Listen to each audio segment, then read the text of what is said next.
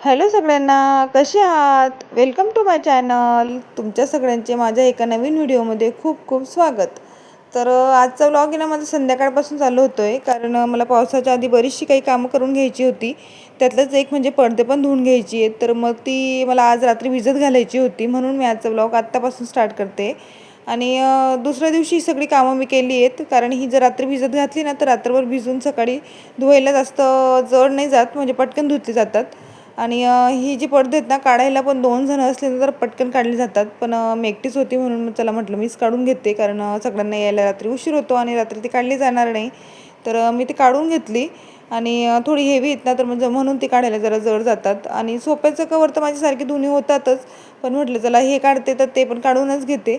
तर ती पण काढून घेतली आता धुवायला. तर ती पण भिजत घालते रात्रीची, कारण सोफ्याची कवर पण खूप घाण करतात, म्हणजे घाण होतेच. लहान मुलं असली तर मग ते पाय वगैरे ठेवतात तर घाण होतेच. तर ती पण आज धुवून घेते. आणि मी सगळा पसरा काढला आहे ना, तर आईला मज्जा वाटते. तो मस्त तिथून जम करतोय, आणि त्या जो मी कपड्याचा ढीग लावला होता ना पडद्यांचा, त्याच्यावरती उडी मारत होता. तर चला, तर मग ही मी आता मस्त भिजून घेते रात्रीची, आणि उद्याच्या दिवशी तुम्हाला दाखवते. आणि रात्रीचं बघा काय झालं आहे, पाऊस पडला खूप जास्त, म्हणजे पहिला पाऊस आहे, आणि एवढे दिवस पाऊस नाही पडला. आणि मी आज विचार केला होता, तर म्हटलं पडदे वगैरे मस्त उद्या धुवून घेईल, बरीचशी कामं करून घेणार. तर ती, आणि आता पाण्यात पण टाकली गेली आहेत, म्हणजे ओली झाली आहे, तर ती काढू पण नाही शकत, आणि पाऊस पण खूप जास्त पडला आहे. तर दुसऱ्या दिवशी जर असंच कंटिन्यू राहिला तर मग माझी कामं काही होत नाही. आणि पहिलंच पाऊस आहे, एवढे दिवस पाऊस नाही, आणि आज अचानकच पाऊस आला. तर चला जाऊ दे, पावसाची पण वाट बघितली जात होती. आणि पहिला पाऊस म्हटल्यावर आहे ना, तर मुलं पण छान मस्त पावसात ओली झाली होती. अवनी पण गेली होती खेळायला, म्हणूनच आम्ही वरून खाली तिला बघत होतो. आणि त्यानंतर ना, हा बघा दुसरा दिवस माझा उगवला आहे, आणि दुसऱ्या दिवशी एकदमच चांगलं होतं, म्हणजे अजिबातच पाऊस नाही. ऊन पडलं होतं सकाळीच. आणि वातावरण पण पावसाचं वगैरे काही नव्हतं. म्हटलं चला आज माझी कामं सगळं होतील, जी मी विचार केली होती. तर नंतर मग पाऊस आला तरी पण कामं झाली नाही एकदाची, तर मग काही वाटत नाही. आणि उठल्या उठल्या जी ना, आधी पडदे धुवायला घेतली होती मी, जी रात्री भिजत घातली होती ती, कारण सकाळी पाणी येते, आणि मोकळ्या पाण्यात धुवून घेतली ना तर छान निघतात पण. तर सकाळीच, आणि जरा असं मला काही मोठ्या गोधड्या वगैरे पण धुवायच्या असतील ना, तर मी असं सकाळीच उठून धुवून घेते आधी. कारण दिवसभर पाणी असते, पण तेवढं पाणी फोर्सफुली येत नाही नळाला. जे सकाळी येतं, जेव्हा पाणी येतं ना, तेव्हा फोर्सफुली पाणी असतं, तर मग त्या पाण्यात मस्त मोकळं धुतले जातात. तर आज ना, मग म्हटलं आधी धुवून घेते सकाळी, कारण पावसाचं सांगता येत नाही कधी पाऊस पडेल. आता सध्या ऊन आहे, ते लवकर सुकतील पण. तर जसं पण धुतली ना, तर लगेच सुकायला पण घातली होती. तेवढंच धुवून घेतली होती, कपडे वगैरे बाकी होती धुवायची. काल मी पावसात खेळायला गेली होती, त्यामुळे चप्पल पण ना सगळेच चिखलाचे भरून आणले होते. तेही आधी धुवून घेतले. आणि त्यानंतर आहे ना, हे जे बाल्कनीचं काम आहे ना, मला ते करून घ्यायचं होतं. मेन म्हणजे हेच होतं, कारण पावसाळ्याच्या आधीच त्याला जरा मला क्लीन करून घ्यायची होती.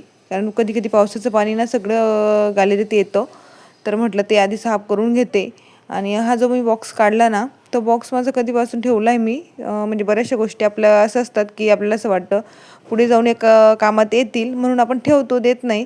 आणि ते बॉक्स पण मी तसंच ठेवला होता. म्हटलं मोठा बॉक्स आहे, तर मला काहीतरी खेळणी किंवा एक्स्ट्राच्या वस्तू असतात ते ठेवायला कामात येईल.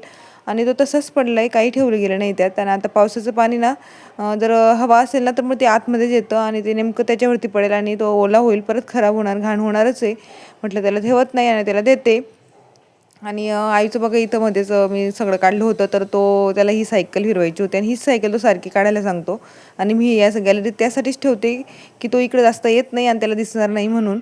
आणि ही सायकल पण आहे ना, खूप दिवसापासून विचार करतोय की भंगारवाल्याला द्यायची बाहेर, पण ते काही त्याचं मुहूर्तच लागत नाही आहे. रोजच विचार करतो, शनिवार रविवार आला का पण दिलाच जात नाही. आता तिला पण वरती काढून ठेवते, ती पण देते.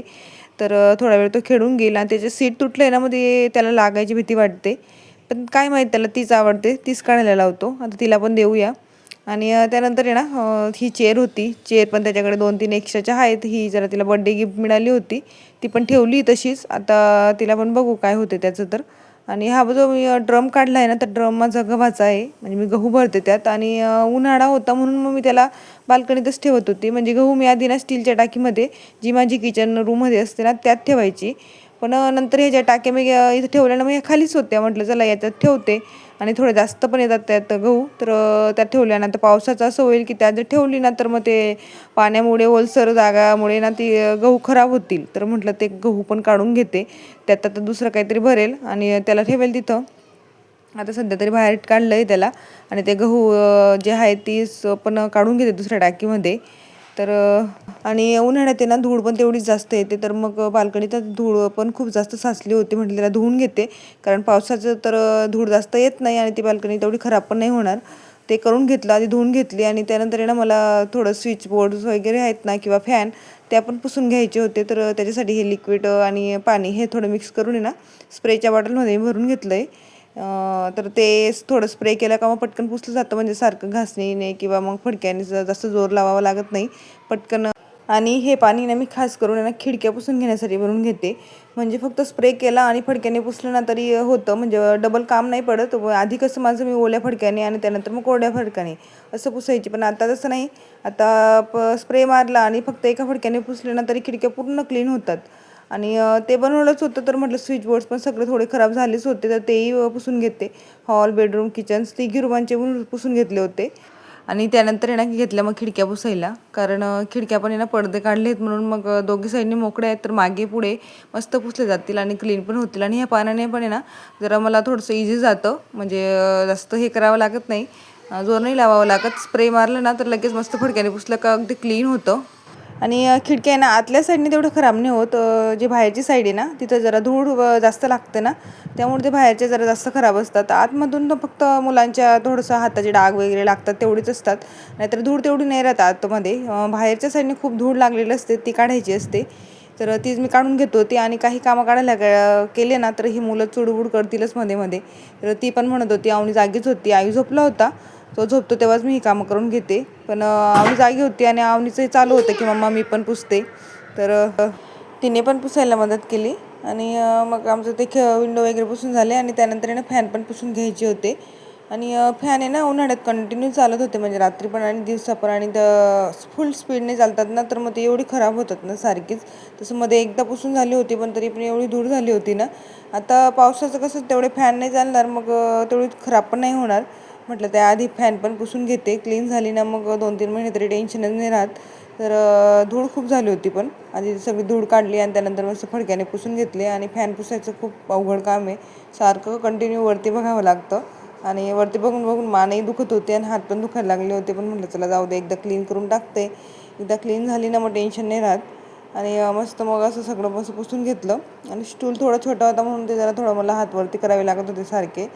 आणि माझी सगळी कामं झाली होती आणि एवढी थकली पण होती ना, आज दिवसभर कामे होती. तर त्यानंतर मस्त माझा चहा ठेवला होता आणि इथं मस्त बसून चहा घेत होती. चला तर मग बाय बाय, भेटूया नेक्स्ट व्लॉगमध्ये.